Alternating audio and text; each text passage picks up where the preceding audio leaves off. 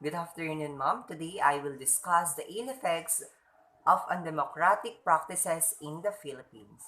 So these are gender biases, poverty, political marginalization, racial inequality, cultural domination, crisis of representation, and politics of recognition. These undemocratic practices are related to factors. First, we have gender bias. Gender bias is the tendency to prefer one gender over another. It is a form of conscious or unconscious bias or implicit bias, which occurs when one individual unconsciously attributes certain attitudes and stereotypes to another person or a group of people. Gender bias is a form of a discrimination against the women because their practices reflect the values of the men. Second is poverty. Poverty is a state or condition in which a person or community lacks the financial resources and essentials for a minimum standard of living. The Philippines has a fairly high poverty rate with more than 16% of the population living below the poverty line. From 2015 to 2020, the rate of poverty declined from 21.6% to 16.6%. Philippine President Rodrigo Duterte aims to reduce the rate of poverty to 14% by 2022. Third one is political marginalization.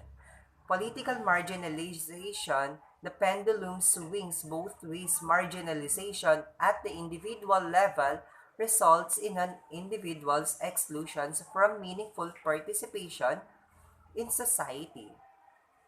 An example of marginalization at the individual levels is the exclusion of single mothers from the welfare system prior to the welfare reform of the 90s.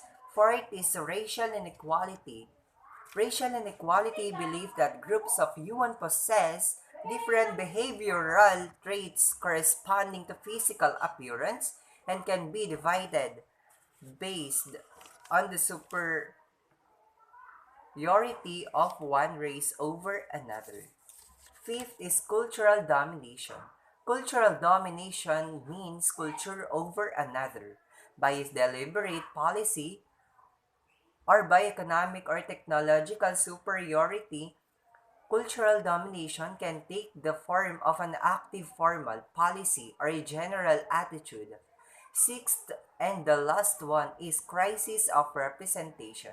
Crisis of representations in the Philippines, the Aquino administration would like to believe that it has made strides in improving transparency and accountability.